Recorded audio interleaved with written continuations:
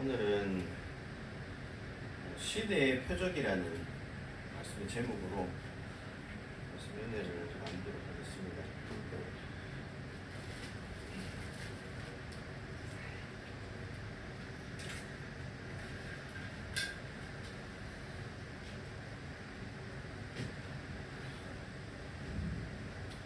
오늘날은 참으로 과학이 발전한 시대를 살고 있습니다. 그래서 뉴스를 보면 내일 날씨를 다 예측할 수가 있고, 또 경제 정보를, 경제 뉴스를 보면 주가 정보가 어떻고 환율이 어떻고, 그래서 어떻게 될 것이다 이렇게 예측하는 사람들을 볼 수가 있습니다. 그리고 우주를 여행하는 것이 이제 흔히 앞으로 얼마 안 있으면 우주를 여행할 수 있는 시대가 이르겠죠.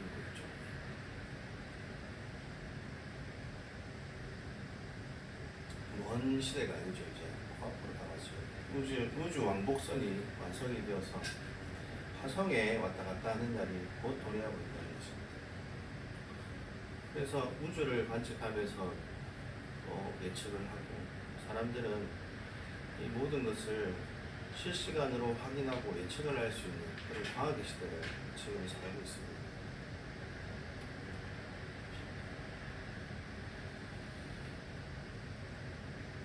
그런데 이 시대에 비극이 무엇이냐?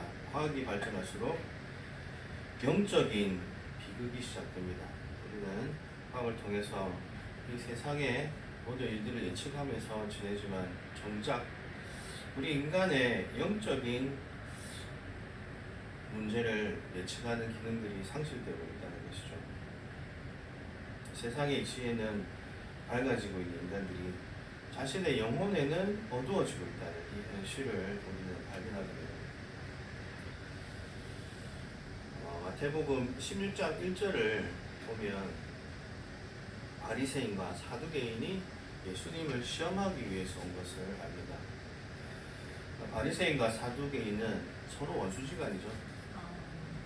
그래서 바리새인과 사두개인이 자주 등장하니까, 예수님을 같이 핍박하니까 같이 친하게 생각하는데 사실 둘이 원수죠. 근데 예수님을 보면서 공통적인 위협을 느꼈기 때문에 그때는 같이 왔다. 북한의 공산당이랑 이란의 그런 아랍권의 사람들이 합작하에 핵을 만드는 이런 걸 보면서 중국이랑 이란이랑 연관성입니다. 둘이 친했었다기보다 공공의적 미국을 무너뜨리기 위해서 사실은 섞일 수 없는 가치관을 가진 나라들이잖아요. 이란은 이슬람 국가인데 어떻게 공산주의와 섞일 수가 있겠어요. 그렇지만 미국을 넘어뜨리기 위해서 협력했다 이거죠. 그래서 예수를 없애기 위해서 바리새인과 사두개인이 합심해서 모였다. 바리새인은 부활과 천사를 믿었던 보수적인 율법주의다 이렇게 볼 수 있는데, 사두개인은 기적을 믿지 않는 사람들이었죠. 그래서 부활도 없고 천사도 없고 영적 세계도 없고, 그러니까 오직 인정하는 건 모세오경밖에 없었어요. 아주 현실주의적인 정치꾼들이 사두개인들이었어요. 근데 이 두 무리가 하나의 목적을 위해서 손을 잡았는데, 그것이 바로 예수를 시험에 빠뜨리고 공경에 빠뜨리는 일이었다는 것입니다.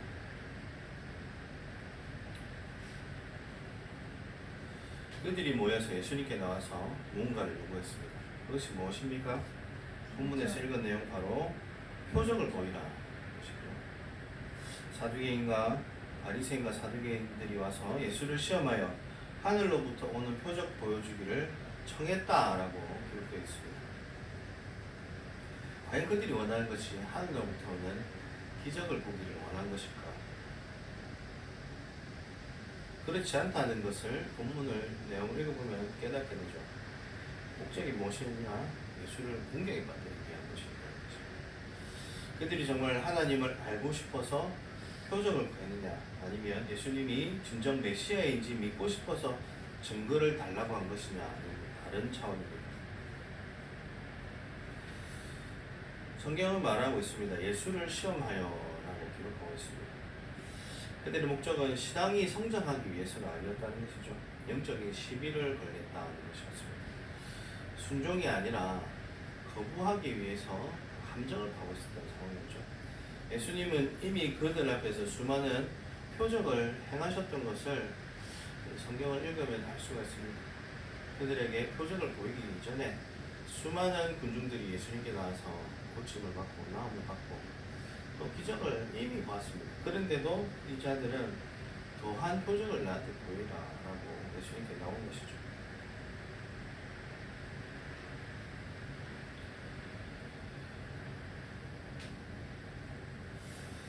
그들은 하늘로부터 하는 표적을 요구합니다. 마치 자신들이 심판관이라도 된 듯이 예수님보다 그들이 더 위에 있다라는 생각을 가지고 예수님께 명령을 한 것이죠. 당신이 정말 하나님께로부터 왔다면 우리가 만족할 만한 초자연적인 쇼를 보여봐라, 이렇게 요구하는 것입니다. 오늘날 이 시대도 하나님께 우리의 태도가 어떠한지 확인해봐야 할 것입니다. 하나님을 향한 불신으로 가득 찬 세상, 그들은 하나님께 요구합니다. 자극적인 증거를 갖게 돼요. 하나님이 살아계시면 나한테 나타내 보이라는 것이죠. 하나님이 계신데 내한테 이런 고통이 있느냐, 불평을. 그래서 하나님이 없다, 이렇게 말합니다. 하나님이 계신 증거를 과학적으로 입증해 보이라, 이렇게 얘기를 합니다. 오늘의 본문의 말씀을 통해서 이 시대에 주시는 하나님의 표적에 대한 말씀에 대해서 살펴보도록 하겠습니다. 첫 번째로 우리가 살펴볼 것은 세상의 변화에는 민감하지만 영적 시대를 읽지 못하는 둔감함에 대해서 살펴보겠습니다. 세상의 변화에는 민감하지만 영적 시대를 읽지 못하는 둔감함에 대해서 살펴보겠습니다. 예수님께서는 하늘의 표적을 구하는 그들의 간교한 질문에 대해 그들이 너무나 잘 알고 있는 일상의 비유를 들어서 지적하고 있습니다. 본문 2절과 3절에서 말합니다. 예수께서 대답하여 이르시되 너희가 저녁에 하늘이 붉으면 날이 좋겠다 하고 아침에 하늘이 붉고 흐리면 오늘은 날이 굳겠다 하나니 너희가 날씨는 분별할 줄 알면서 시대의 표적을 분별할 수 없느냐, 이렇게 말합니다. 예수님은 당시 팔레스타인 지역에서는 지중해 쪽에서 불어오는 바람과 아라비아 사르막에서 불어오는 바람의 특성 때문에 하늘이 붉고 건조한 날씨가 있었다는 것이죠. 저녁 하늘이 붉으면 맑은 날을 의미하고 아침에 하늘이 붉고 흐리면 폭풍이 온다, 이렇게 해석을 했다는 것입니다. 사람들의 경험을 통해서 그것을 터득했고 날씨를 예측했다는 것이죠. 예수님은 이들의 이러한 능력을 인정하시면서 동시에 그들의 무지를 꼬집으십니다. 너희가 날씨는 분별할 줄 아는데 이 시대의 표적을 모르겠느냐, 이렇게 말씀하십니다. 이것이 2000년 전에 사두개인과 바리새인에게만 하는 말씀이 아니고 오늘날 이 시간 우리에게 주시는 말씀이다, 이렇게 생각해야 할 것입니다. 세상의 변화와 물질의 흐름, 육체의 건강, 학문과 트렌드에 대해서 그토록 민감한 안목을 가진 우리가 영적인 세계에는 민감하지 못한 것입니다. 하나님의 시간표에 대해서는 관심이 없습니다. 하나님의 말씀이 선포되고 죄에 대한 경고가 울려 퍼지며 세상의 도덕적인 영적인 부패가 그게 달해가고 있음에도 불구하고 우리는 영적인 상태는 전혀 읽어내지 못하고 있는 것입니다. 지금 우리가 살고 있는 이 시대는 영적으로 어떠한 상태입니까? 디모데후서 3장 1절에서 5절의 말씀에 이렇게 경고합니다. 너는 이것을 알라.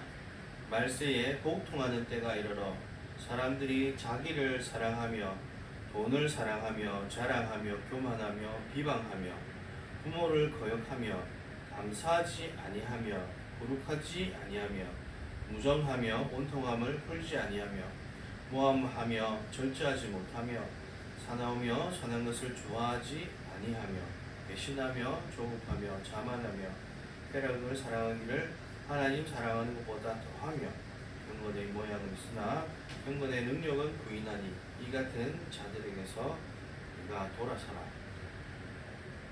이런 것이 종말의 시간표를 보는 여기에 영적인 눈을 열어서 보면 보이는 증상들이라는 것이죠. 지금 세상은 더 극단으로 좌우로 나뉩니다. 이게 정치 얘기를 하는 것이 아니라 영적인 부분에 말하는 것이에요. 영적인 사람은 더 영적으로 더 자기를 깨끗하게 하고 예수님 오실 것을 기다리면서 더욱더 예수님을 바라보는 그것에 집중하고 있는가 하면 반대로 그렇지 못한 자들은 더 타락해가고 하나님 두기를 멀리하고 더 죄 가운데 가는 모습을 보는 것이죠.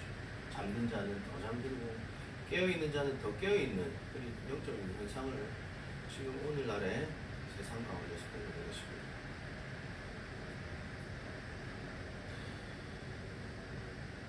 지금이 바로 이러한 모습을 발견하게 되는 세상을 살아가고 있다. 이렇게 말씀드릴 수가 있습니다. 자기를 극도로 사랑하는 이기주의, 돈을 신으로 섬기는 물질 만능주의, 또 가정의 해체, 도덕적인 타락, 경건의 모습은 껍데기로 소유하고 있지만 안으로 들어가 보면 그런 경건의 내막은 다 사라져버립니다. 자기의 마음은 깨끗하게 하지 않으면서 겉으로만 지장하는 모습들 이런 것이 바로 지금 이 시대가 보여주는 명백한 시대 진료다 이렇게 말할 수가 있는 것입니다. 하늘이 붉고 어리며 우산을 준비하듯이 시대가 도덕적으로 부패하고 영적으로 하나님을 떠나 있을 때 우리는 영적 우산을 준비하고 깨어서 기도해야 한다는 것입니다. 그렇지만 안타깝게도 수많은 사람들은 침묵으로 침묵을 하게 됩니다.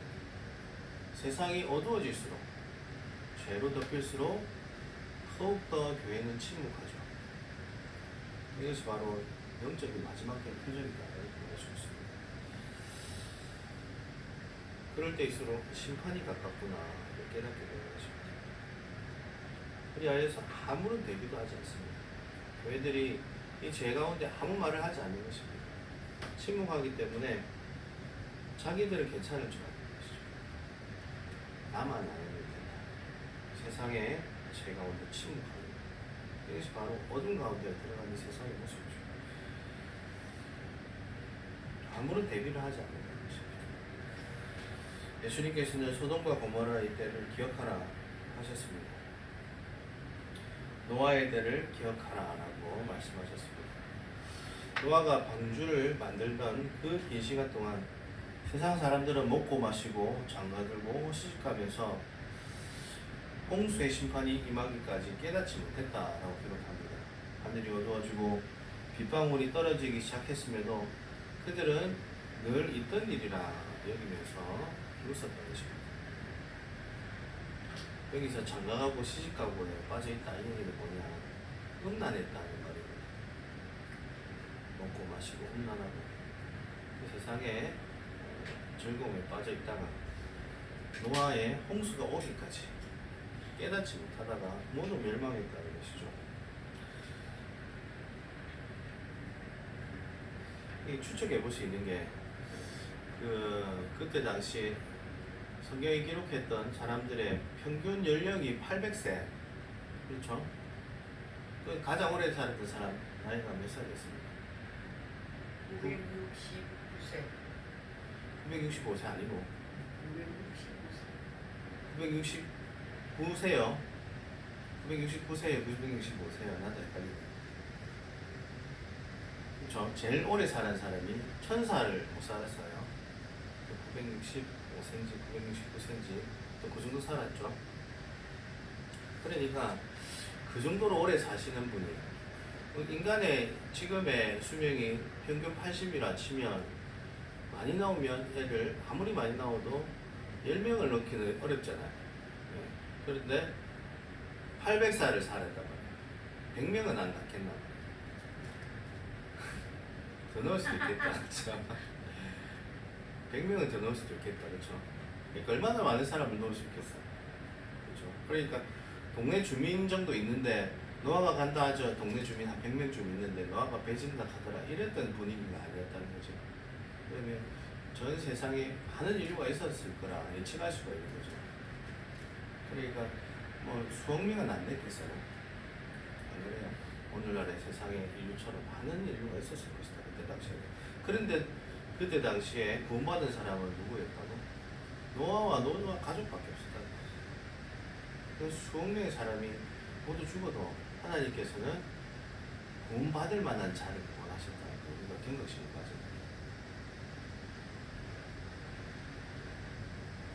하나님께서는 자신의 원칙을 경감하지 않으시고 자신이 하신 말씀을 어거뜨리시는 분이 아니시라는 거죠. 그것이 우리는 말씀 앞에 두려워해야 되는 거죠. 하나님께서는 자기 원칙을 굽히지 않으시고 우리는 하나님의 말씀 앞에 우리가 맞춰줘야지 그 구원에 들어갈 수 있다. 무두셀라, 방금 말했던 무두셀라라는 사람, 성경에서 나오는 사람들 가장 오래 산 사람이죠. 누구의 아들이에요? 무두셀라는? 누구의 아들이죠? 상품권을 안 그러면 정답이 안 나오겠다. 다음에 상품 하나 갖다 놔야 되겠다. 자, 에녹의 아들입니다. 에녹이 누구죠? 네, 들림받은 자. 에녹의 아들. 근데 에녹은 굉장히 하나님께 밝은 자였잖아요. 하나님과 늘 동행하다 하나님께 들림받은 자인데 그 자가 무드셀라의 이름을 지을 때 이 무드셀라라는 이름을 짓고 그 이름의 뜻이 뭐죠? 활을 던지는 자라는 의미를 가지고 있어요. 활 던지는 자. 그 무드셀라가 이 활 던지는 자라는 이 이름을 가졌는데 그게 어떤 의미가 있냐면 그래서 활 던지는 자라는 의미가 뭐냐면 전쟁이 끝났을 때 도저히 가망성이 없다. 전쟁이 졌다. 이런 판단이 든 자가 활을 던지다. 이제 끝났다. 이거죠. 이런 의미라고. 끝났다. 이제 모든 것이 끝이다. 이런 의미를 갖고 활을 던지고 나서 뭘 할까요? 주랭랑을 치는 거예요. 끝났습니다. 전쟁을 포기하는 거죠. 그게 바로 무두셀라라는 거예요. 그래서 이 무두셀라가 죽고 난 다음에 노아의 방주가 띄워집니다. 그래서 모든 인류가 그때 노아의 식구들을 위해는 다 멸망을 하죠. 그것이 바로 무두셀라의 이름의 의미라고 해요. 그 에녹이 이것을 영적으로 미리 보았다라고 말해야 되겠죠. 그래서 이 자기 아들 무두셀라가 죽으면 이 인류가 끝나겠구나. 그래서 이름을 무두셀라라 쳤다. 이렇게 볼 수가 있습니다. 예수님께서도 우리에게 경고하신 말씀 있죠. 마태복음 24장에 예수님께서 마지막 때에 대해서 기록을 해놓았는데 거기서 예언하시기를 멸망에 가져간 것이 거룩한 곳에 선 것을 보거든 어떻게 하라고 그랬어요? 맞서 싸우라고 했어요? 기도하라고 했습니까? 어떻게 얘기를 했습니까? 도망가라.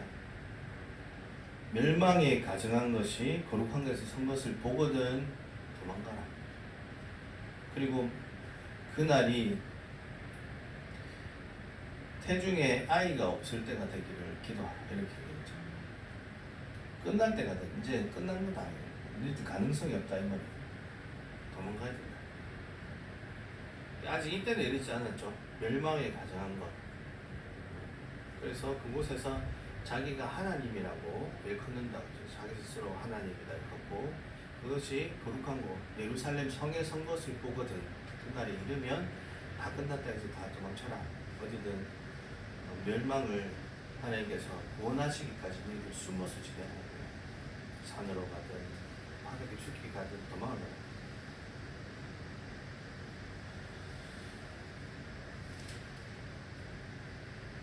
그래서 이 말씀의 기준이 있으니까 멸망의 가정한 것이 서면 도망을 가야 되겠구나. 이제 주님 오실 때가 되었구나. 깨달을 수 있겠죠. 그래서 이 시대에 이 멸망이 가정한 것이 서는 것이 어느 정도 왔느냐 이것을 체크하면 이 시대를 마지막 때구나 분별할 수 있다는 말입니다. 그토록 이 시대를 분별하는 눈이 열리기를 주님의 이름으로 축원합니다. 두 번째로 살펴볼 것은 악하고 음란한 세대가 구하는 잘못된 표적의 허상과 기복주의를 경계해야 한다는 것입니다. 악하고 예수님께서 본문에서 말했던 악하고 음란한 세대가 구하는 잘못된 표적의 허상과 또 기복주의를 조심해야 된다는 것입니다. 예수님께서는 하늘로부터 오는 표적을 요구하는 유대 종교 지도자들을 향해서 엄중한 독서를 던지셨습니다. 4절에 상반절에 보면 악하고 음란한 세대가 표적을 구한다 이렇게 표현하고 있죠. 예수님은 왜 표적을 구하는 이들을 향해서 악하고 음란한 세대라고 칭하였느냐? 그것은 성경에서 음란이란 단어는 단순히 육체적인 성적인 죄만을 의미하지 않는다는 것을 알 수가 있습니다. 구약의 선지서들을 보면 하나님과 이스라엘의 관계를 남편과 아내의 관계로 묘사하고 있습니다. 따라서 성경이 말하는 영적 음란이라는 것은 하나님만을 신뢰하지 않고 다른 것을 보고 있다 이렇게 말할 수 있는 것입니다. 하나님과의 관계보다 하나님이 아닌 것에 집중하는 상태, 이것이 음란한 상태다라고 말하는 것이죠. 그러니까 하나님이 아닌 다른 것이 뭐가 있겠습니까? 그것은 바로 하나님인 것처럼 보이지만 하나님의 복음이 아닌 것을 추구하는 모습이 영적인 음란의 모습이라는 겁니다.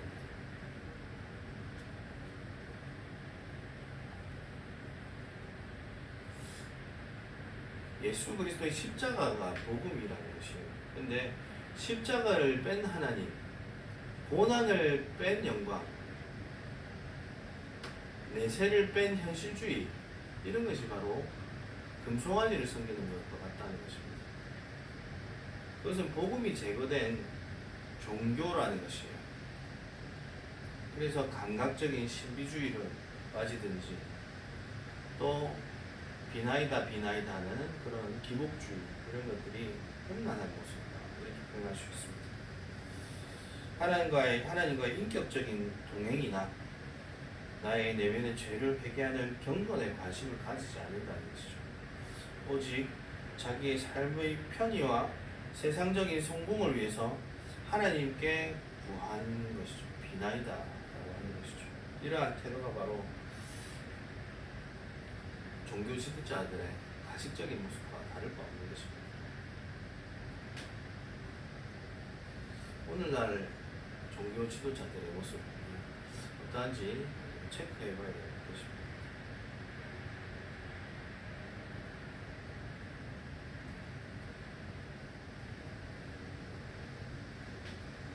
사두개인과 바리새인들이 구했던 표적은 하나님을 온전히 예배하고 그분께 복종하기 위한 표적이 아니었습니다. 그들이 구한 표적은 자신들의 호기심을 채우고 자신들의 교만을 충족시키며 자신들의 입맛에 맞는 영적 신기루를 보여달라는 합력적인 요구였던 것입니다. 이것이 바로 악하고 음란한 세대의 특징이다라는 것입니다. 이것을 오늘날의 대입해서 살펴본다면 하나님의 말씀에 집중하기보다 감각적인 기적을 더 찾아다닌다는 것입니다. 하나님의 말씀에 내 삶을 순종시키는 것에 관심이 없습니다. 오직 내 마음과 내 귀를 자극시켜주고 또 내 현실적인 문제를 해결해 줄 수 있는 현실적인 기적을 쫓아다닌다는 것입니다. 그리고 하나님과의 인격적인 관계에 집중하기보다 하나님 손에 들려있는 또 어떤 것을 더 닦는다는 것입니다. 이 오늘날의 대부분의 모습이죠. 거래 관계, 남녀의 관계 요즘에 심하잖아요. 남자도 여자도. 남자도 요즘에 결혼 안 하는 이유가 결혼해서 내 인생 손해보기 싫다는 거예요. 노처녀 또 노총각들 서로가 손해다라고 생각한다는 거죠. 그래서 몇 마디 해보고 내 조건이 안 맞다 결혼을 안 하는 거죠. 점점 심해지잖아요. 지금 우리나라 사회들이. 내 조건들 나를 만족시켜라. 우리가 하나님과의 관계도 그렇지 않는가? 관계도 하지 않는 거죠. 하나님도 관계도 없는데 요구를 하는 거죠. 잠깐 와서 기도하면서 주세요. 예전에 제가 저희 어머니한테 뭐 필요하다 뭐 해달라면 어머니가 자주 했던 말이죠. 맞게 난다. 내가 니한테 해준 게 얼만데 맞게 난다. 그래.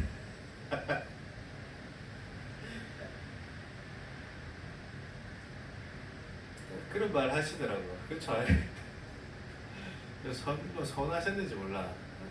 집사님이. 하나님도 서운하시지 않을까. 맞게 난다. 하나님한테 와서 5분 기도하시면서 하나님 100억 주세요. 맨날 그 기회도 해봤어. 100억 주세요. 나 100억 정도 있어요. 내가 뭐 일도 좀 하고 멋있게 하나님의 일을 위해서 교회도 팍팍 짓고 하나님 나라를 위해서 일을 할 수 있잖아요. 100억 주세요. 근데 틀린 말했어. 하나님의 나라 일을 위하여 구하면 더 하시리라 하셨잖아요. 하나님 나라와 일을 구합니다. 하나님 100억 주세요. 이렇게 해봤어 나는. 순수하죠. 주셨나 안 주셨나? 주셔서 우리 사모님 주셨어. 100억보다 더 귀한 사모님을 주셨어. 복덩어리가 왔어. 그래서 더불어서 교회도 주셨어. 그래도 구하시기 바랍니다. 하나님이 우리가 어리석게 구해도 하나님께서는 현명하게 대답을 해주시죠. 근데 제가 말하는 부분들은 구하지 말라는 것이 아니라 우리가 순수하지 않은 동기로 하나님을 대한다는 것을 우리가 깨달으라는 것이죠.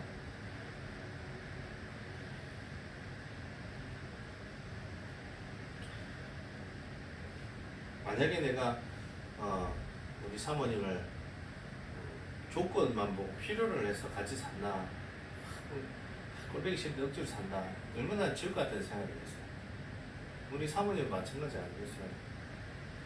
남편을 사랑해서 살아야 되는데 남편 통장에 100억이 있어서 그것을 저 인간 언제 죽노 이렇게 생각하면서 산다면 얼마나 지옥 같은 생각이냐. 더군다나 하나님은 전지전능하시잖아요. 우리의 마음을 깨뜨려 보신다는 게 그게 문제지. 그럴 수 있다. 하나님의 100억이 있는 그것을 우리는 노릴 수 있어요. 그러나 우리가 하나님이 우리 중심을 아시잖아. 우리 마음을 먼저 드려야지. 하나님을 사랑하고 하나님과 동행하는 것이 먼저라. 그리하면 그 이후에 하나님께서 더불어서 주신다. 먼저 우리가 해야 될 것이 먼저 우리의 마음이죠. 우리가 하나님의 기적과 복만을 누리고 기도하면 하나님이 다 하시고 때를 기다리신다. 우리가 준비된 때를 기다려주시고 우리가 하나님의 것을 약탈하려고 들지 말자 이렇게 말씀드리고 싶습니다. 우리가 이렇게 하나님 앞에 영적인 음란함에 많이 노출되어 있다 이렇게 말할 수 있습니다.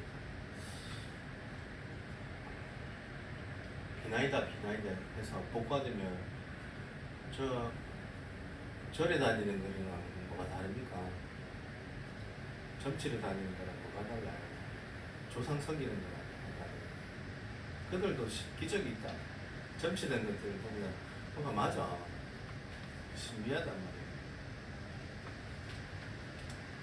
그들이 필요한 걸 그들이 원하는 그런 비나이다에서 담아서 얻어냈더라고요. 마귀가 주는 것들이죠. 우리는 예수를 믿으면서 가장 큰 중요한 것이 뭐죠? 구원이라는 거예요. 우리가 이 시간이 마지막 예배다 생각하면 가장 필요한 메시지는 뭐죠? 예수 그리스도의 십자가 그리고 구원이라는 거예요. 영생이라는 거예요. 내일 예수님이 오시면 우리에게 필요한 건 구원이에요.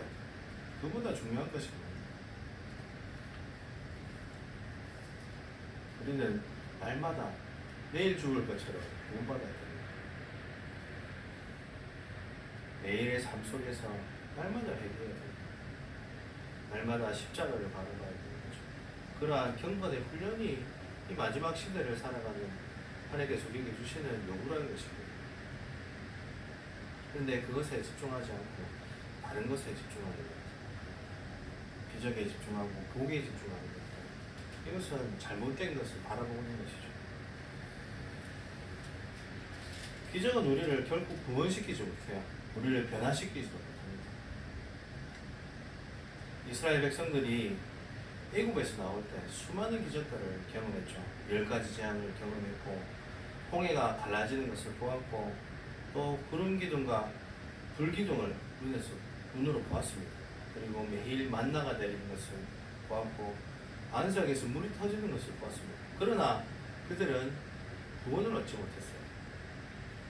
그들의 자손이 구원을 얻지 그 당대에서는 구원을 얻지 못한 자들이 얼마나 많았습니까?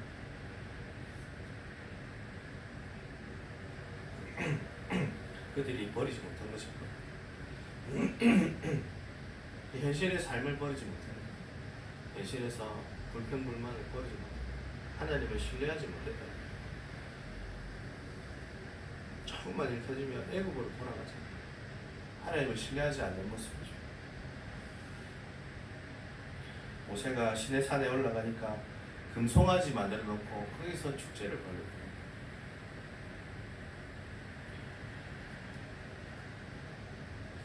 표적이란 것은 눈을 놀라게 할 수 있어도 인간의 부패한 마음을 근본적으로 바꾸지 못한다는 것입니다. 예수님께서는 표적만 구하며 하나님을 시험하려는 세대를 향해서 단호하게 선언하십니다. 하나님은 인간의 호기심을 만족시키는 존재가 아니라는 것입니다. 하나님은 우리가 구하는 대로 뚝딱 기적을 만들어내시는 우리의 요구를 만족시키는 도구가 아니시라는 것입니다. 자극적인 기적만을 쫓는 신앙은 모래 위에 지은 집과 같습니다. 작은 풍랑만 불어도 금방 무너져 내린다는 것입니다.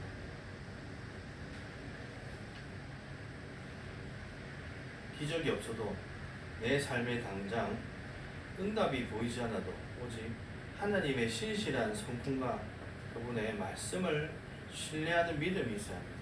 그러할 때 하나님께서는 필요할 때 그분을 나타내시는 것입니다. 그러한 축복이 있으시기를 주님의 이름으로 축원합니다. 세 번째로 우리가 살펴볼 것은 구속사적 관점에서 바라본 단 하나의 완전한 표적, 예수 그리스도 십자가의 표적에 대해서 살펴보겠습니다. 세 번째로 살펴볼 것은 하나님께서 말씀하시는 단 하나의 표적, 십자가의 표적을 살펴보겠습니다.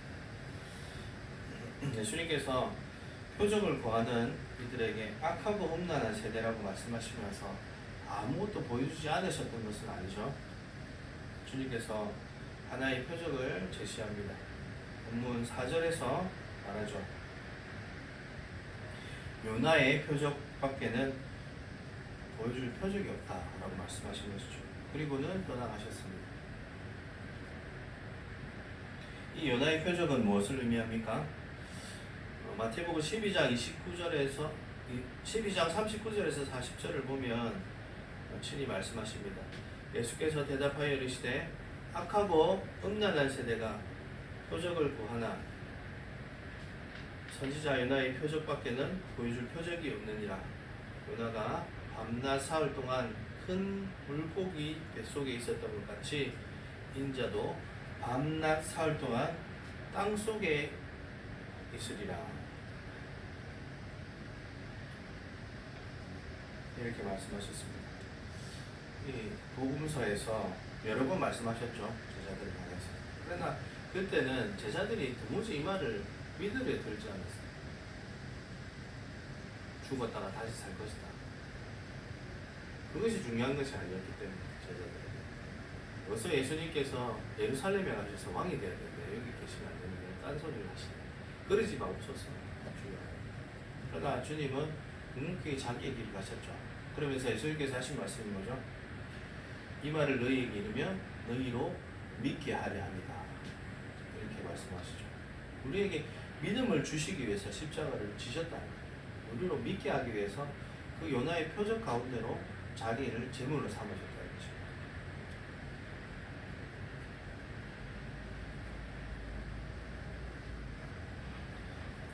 이 요나의 표적, 예수님께서 말씀하신 가장 큰 표적, 가장 큰 기적인 것이죠. 하나님께서 창세기로부터 요한계시록까지 인간을 구원하기 위해 펼치시는 위대한 구속의 역사 속에서 궁극적이고 완전한 표적은 오직 예수 그리스도의 십자가 죽으심과 사흘 만에 다시 살아내신 부활의 사건뿐이다 라는 것입니다. 이것을 전하지 않으면 내가 이곳에 설 필요가 없죠. 하나님 얘기를 하고 교회 다 열심히 다니시고 그럼 하나님께서 복 주실 것이고 교회 열심히 섬기시면 하나님 복 주시고 이렇게 말할 수 있어요.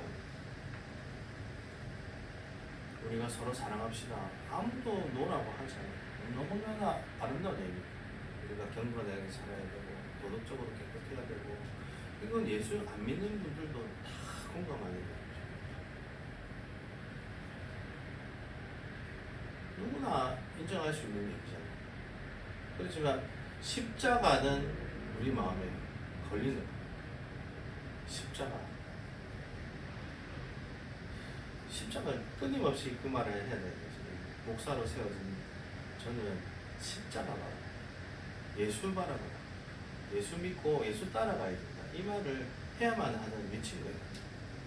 우리는 내 믿고 싶은 대로 하나님 믿는 거예요. 기도했더니 뭐 이루셨더라. 하나님 살아계셔가 해줬더라. 그래 안 해주면 이번에는 절에 가야 되겠다. 절에 갔더니 더 잘 되더라. 저는 그런 사람 종종 봤어요. 교회 다니니까 되는 게 없던데 절로 옮기니까 잘 되더라고. 나보고 절에 다니시라고. 자기를 챙기는 거지.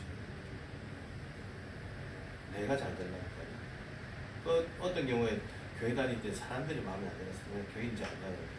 그건 예수를 섬기는 게 아니지, 근본적으로. 이래서 교회 안 다닌다. 너무 비난하면서 저 목사 봐요. 저렇게 죄짓잖아. 이래서 나 교회 안 간다. 그럴 듯 하죠. 예수를 섬기는 게 아니지. 우리가 섬겨야 될 것은 예수 십자가예요. 하나님 주시는 복이 아니고 기적이 아니고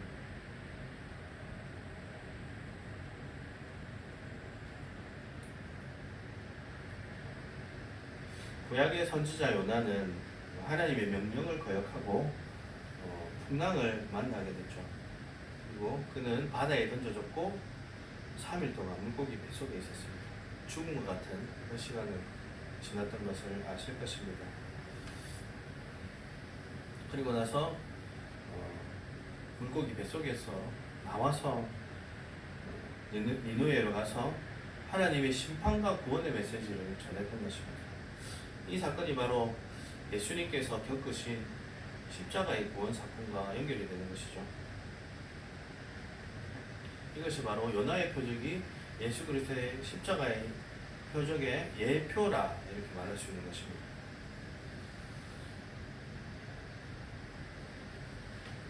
예수님께서는 십자가에서 죽으셨고 3일간 매장이 되어 계시다가 사흘 만에 완전히 부활을 하셨습니다. 그리고 그의 제자들에게 나셔서 믿으라고 하신 것입니다. 부활을 믿으라. 그리고 부활 이후의 삶을 믿으라라고 말씀하신 것입니다.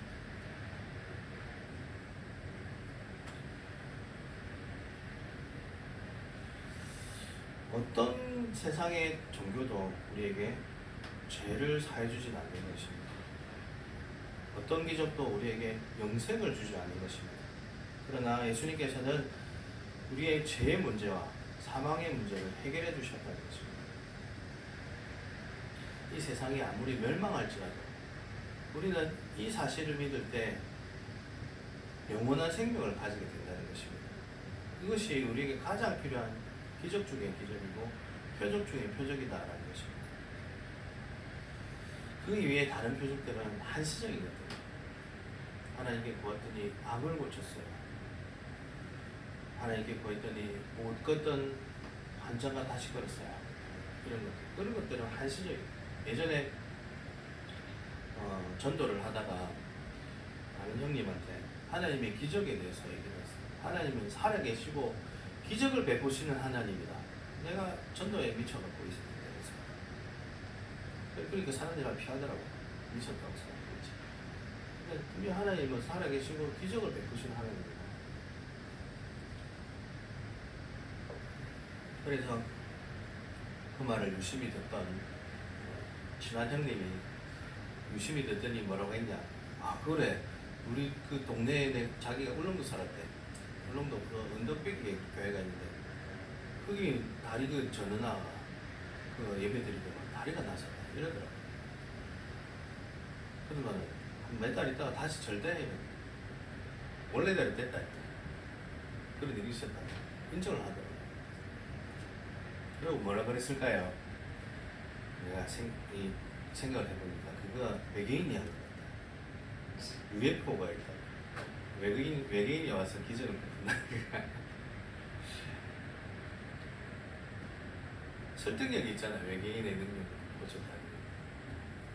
하나님을 믿지 않는 기적을 받는. 이 제자들도 예수님이 십자가에서 죽으시고 다시 살지 않았다면 예수님이 베푼 기적은 믿었을지 모르지만 영원한 구원에 대해서 믿지 않았습니다.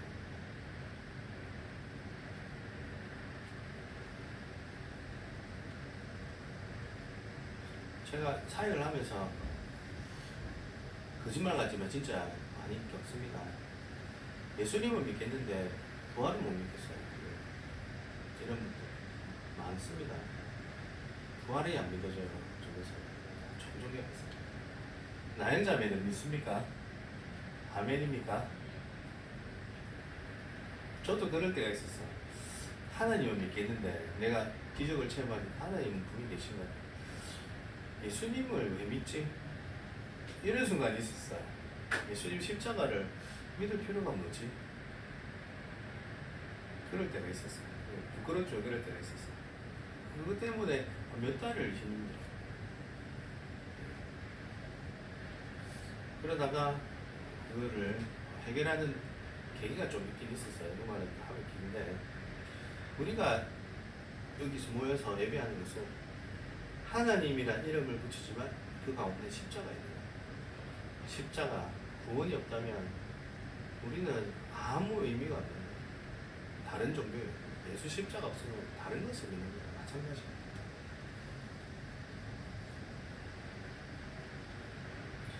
처럼 기적이란 건 일시적이다. 기적 자체를 가지고 예수를 전하기는 참 어렵다. 기적을 보고 다른 얘기를 하잖아요. 바리새인들이 마귀의 능력 가지고 기적을 행한다. 바알세불의 힘을 얻어서 이렇게 기적을 행한다. 이렇게 말한다는 거예요. 그래서 우리는 더욱더 십자가에 집중해야 돼요. 십자가가 구원이고 십자가가 능력이다. 십자가는 하나님께서 인간을 얼마나 사랑하시는지를 보여주는 가장 명확한 사랑의 표적이다. 십자가를 보면서 아 예수님은 사랑이시구나. 이것을 깨달을 수 있죠. 십자가는 우리의 모든 죄를 완전히 사해졌음을 선포하는 표적이라는 것입니다. 십자가에서 죽으시고 다시 사신 것은 우리의 생명이 영원하다는 것을 보여주는 표적이라는 것입니다.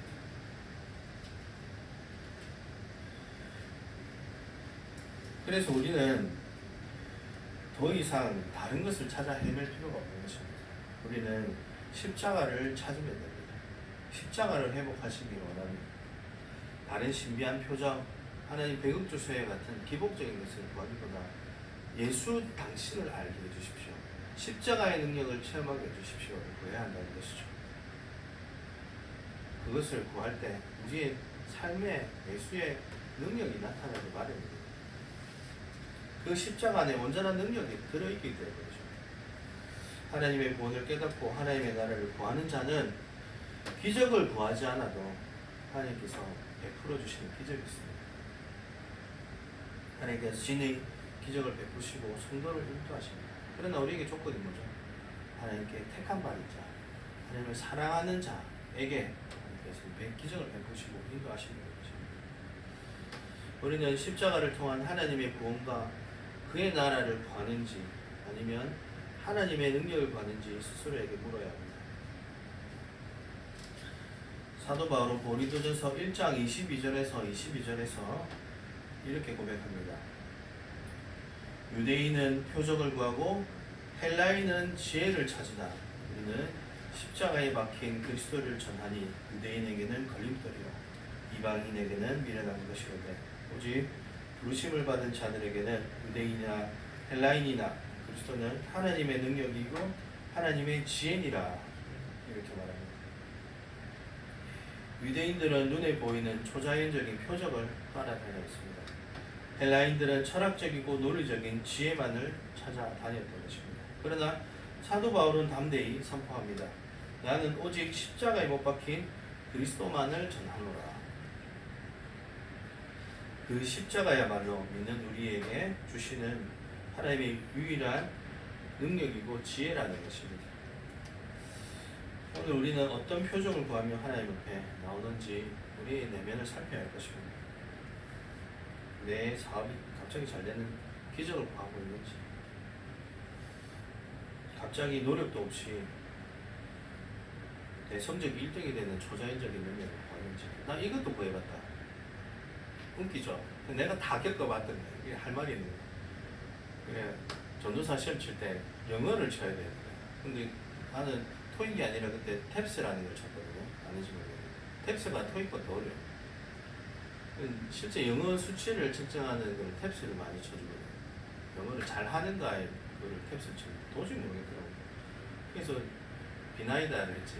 하나님 아버지 이래갖고 이 성적 가지고는 종신대 못 될 것 같으니까 하나님 아버지 기적을 베풀어 주시옵소서 믿습니다 해서 시험 쳤더니 성적이 얼마나 할게 신발 사이즈보다 100점이 모자라게 나왔어. 이렇게 바보구나. 다들 신발 사이즈 나온다더라고. 처음에 시험 치면. 근데 신발 사이즈가 안 나왔어요 제가. 하나님은 공평하시죠. 뿌린 대로 거둔다고 하시죠. 갑자기 뭐 기도를 했더니 딱 되고 이렇게 안 하시더라고. 공부해라 공부. 그래서 하나님께서 누구를 붙여주셨을까? 영어학원 원장님을 붙여주셨어요. 학원 다니라. 그래, 그 원장님이 어떻게 말씀하신 줄 알아요? 그 학원 이름도 SGL 학원이었다. 그 교회 다니시는 분이시고. 근데 나를 보고는 신학교 가시려고요. 거기 학원 얼마인 줄 알았어요, 등록비가? 그때 당시 40만 원이었어. 40만 원이 쉽나? 그래. 우리 학원 그냥 오시라고 클래스 넣어드릴게. 공짜로. 그래, 공부했잖아. 하나님께서는 그렇게 하시지 성적을 갑자기 100점 주고 이래 안 한다. 아시겠죠? 참고하십시오. 그래도 기도해봐도 하나님께서 그렇게 기적을 베푸시고 공짜로 학원 다니. 그렇게 하시지 아무것도 안 하고 그래 안 하시는 거야. 무슨 특성이 없잖아. 다른 사람도 공부해고 시험 치는데 니도 믿는 사람이고 나도 믿는 사람인데 다 기도하지 내만 기도하나. 그쵸? 내만 특별하다는 생각을 하시잖아. 그러면 아시겠죠? 그러니까 하나님 앞에 그런 건 지혜로워요. 아시겠죠? 그렇지만 그런 경우도 있더라. 무슨 권사님이고 책 쓰셨던 미국의 유명한 의학 박사 하셨던 원종수 권사님인가 그런 분이 계신데 그분이 하루도 빠짐없이 새벽 기도를 다녔대. 바쁘신 분이. 그런데 그분이 책을 보면 외워지더라고요. 공부를 안 한 게 아니죠. 외워져가지고 시험 칠 때 그게 책이 눈앞에 펼쳐져서 보이더라고요. 그런 기적을 보여주시더라고요. 그러나 책을 안 보진 않아도 안 본 책이 갑자기 떠오르진 않죠. 내가 할 일은 해야 되죠. 하나님께서 도와주시지만. 그래서 만점 받았대. 책 내용이 다 눈앞에 보이듯이 보여가지고 그분 참 대단하시더라고요. 책 뭐 기회 되면 한번 읽어보세요. 그래서 첫 월급을 받고 자기가 의사가 되고 첫 월급을 받았는데 그 첫 월급을 하나님께 드린다 생각을 하고 그 버스에서 이제 버스를 탔던 거 어디 탔던 기억이 나요. 그러다가 누군가를 만났어. 그게 바로 거지였어요. 거지를 만났는데 거지를 보고 그 성경의 말씀이 생각이 나는 거죠. 그래서 가난한 자를 돕는 나를 돕는 거다 이 말씀이 생각이 다 줬대. 집에 와서 엄마한테 내가 첫 월급 받아서 그 사람 다 줬다 하니까 어머니가 뭐라 했을까요? 잘했다 이러죠. 집사님 그러실 수 있겠어요? 첫 월급 받아서. 그러고 나서는 그분의 삶을 보면 한 번도 사비끼도 안 빼먹었다대. 안 빼먹고 바쁜 도중에 그 순간순간이 다 뒤집니다. 우리가 하나님 앞에 좀 우리의 삶을 잘 드리지 못하는 경우가 많죠. 삶을 많이 드렸을 때 하나님께서도 우리에게 기적을 더 많이 베풀어 주시지 않았을까 그런 생각이 들긴 합니다.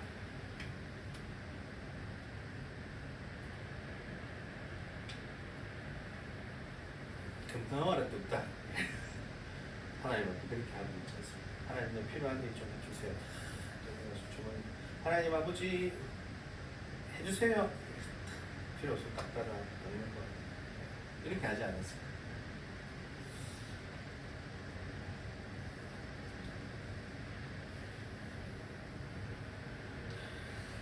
하나님은 우리에게 말씀하십니다.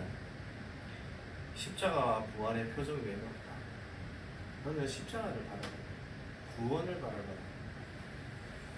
우리가 십자가를 바라볼 때 나 같은 죄인을 살리시려 당신의 모습을 내어주신 그 사랑을 알게 된다는 것입니다. 우리가 부활의 주님을 바라볼 때 현재의 고난과 삶의 문제는 능히 극복하고도 남을 영원한 소망과 능력을 공급받게 되는 것입니다. 십자가의 부활이라는 이 궁극의 후속적 표적을 가슴에 품고 살아가는 성도들 되어야 할 것입니다. 결론을 내리겠습니다. 오늘 예수님께서는 하늘의 붉은 노를 보며 내일의 날씨를 기가 막히게 맞추면서도 정작 영적인 시대의 흐름과 하나님의 심판이 가까움을 깨닫지 못하는 바리새인과 사두개인들의 영적 무지를 책망하셨습니다. 그리고 그들을 향해 선언하셨습니다. 악하고 험난한 세대가 표적을 구하다 요나의 표적밖에 보여줄 표적이 없느니라. 우리는 더 이상 허망한 세상의 표적이나 내 욕망을 채워줄 하나님의 신비를 구해서는 안 되는 것입니다. 우리에게는 이미 가장 위대한 완벽한 구속의 표적 바로 십자가가 있기 때문입니다. 나를 위해서 몸 찢기시고 피 흘리신 그리스도의 십자가가 우리 안에 있는 것입니다. 사망 권세를 깨뜨리시고 영원한 생명을 주신 그리스도의 부활이 우리 안에 있는 것입니다. 이 십자가와 부활의 표적을 가슴에 깊이 새기고 십자가 사건에 우리의 시선을 머물러야 할 것입니다. 그리고 눈을 들어서 이 시대를 바라보아야 합니다. 지금 이 시대는 도덕적으로 무너지고 영적으로 하나님을 대적하고 고극단적인 이기주의와 물질주의의 어둠 속으로 빠르게 달려가고 있습니다. 이것은 주님의 재림이 가까워지고 있다는 시대의 엄중한 징조라는 것을 우리가 깨달아야 합니다. 이러한 때에 우리는 영적인 안일함과 졸음에서 깨어나야 할 때인 것입니다. 세상의 일기예보보다 하나님의 말씀의 근거에 더 귀를 기울여야 할 때인 것입니다. 파수꾼이 밤을 지키며 아침이 오기를 기다리듯 깨어 기도함으로 시대를 분별하고 나아가서 십자가의 사랑과 부활의 소망을 삶으로 증명해내는 성도들 되시기를 축원합니다. 세상이 어두워질수록 작은 촛불 하나가 더 밝게 빛난다는 사실을 기억해야 합니다. 지금은 악한 시대입니다. 악하고 엄난한 세대 속에서 오직 십자가와 부활의 복음을 온전히 하고 세상을 향해 하나님의 살아계심을 선포하며 영적인 파수꾼의 사명을 감당하는 복되고 거룩한 성도님들 되시기를 주님의 이름으로 간절히 축원합니다. 네. 받은 말씀 가지고 기도하겠습니다. 주여 한번 부르시고 또 드리시겠습니다.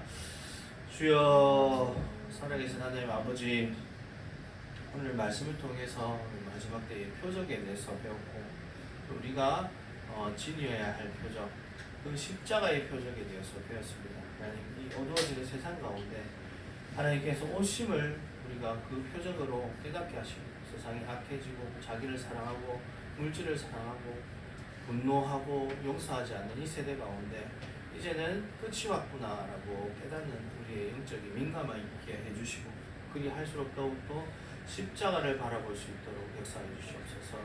경건한 자는 더욱더 경건하고 악한 자는 더욱 악하라고 말씀하셨던 그 무서운 말씀을 아버지 하나님 우리가 깨닫게 해 주셔서 이 악한 세대가 더욱더 악해져 갈 때 우리는 더욱더 예수님 오심을 깨닫고 더욱더 세상에 빛을 밝히며 우리의 예수님 맞이할 수 있는 그러한 영적인 준비가 더욱더 되어갈 수 있도록 역사해 주시옵소서. 날마다 깨어서 기름을 준비하는 지혜로운 처녀가 되기를 가오니, 주여 우리 10년 가운데 진정으로 필요한 것이 무엇인지 우리가 늘 깨어서 기도하게 하시고 깨닫게 해주시고 더욱더 사모하는 심정으로 십자가로 날아갈 수 있도록 역사해 주시옵소서.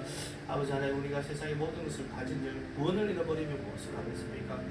아버지 하나님, 뉴스를 볼 때마다 세상의 모든 것을 가진 것 같은 사람들이 아버지 하나님 자살을 하고 또 살해를 당하는 그런 많은 뉴스들을 봅니다. 아버지, 세상의 생명보다 중요한 것이 무엇이겠습니까? 하나님 아버지 앞에 설 때 십자가로 나아갑니다. 나를 위해 대신해서 죽어주신 그 십자가 앞에 섭니다. 그곳에서 부활의 삶을 봅니다. 영원한 생명을 봅니다. 아버지 하나님, 우리가 이것을 놓치지 않게 하시고 그날에 주님께서 나에게 이 나를 위하여 예비하신 그 집을 예비하신다고 하셨는데, 아버지 하나님 그것을 바라보며 놓치지 않는 우리가 될 수 있도록 역사해 주시옵소서. 무엇보다 하나님이 하신 일에 우리의 마음을 온전히 드릴 수 있도록 하여 주셔서 하나님을 더욱더 사랑하여 주셔서 하나님과의 관계 가운데 하나님의 축복을 누릴 수 있는 게 될 수 있도록 역사하여 주시옵소서. 함께 예배드리는 우리 성도를 한 명도 놓지 마시고 우리 10년 가운데 예수를 복게 하여 주시옵소서. 감사드립니다. 예수님 이름으로 기도드립니다.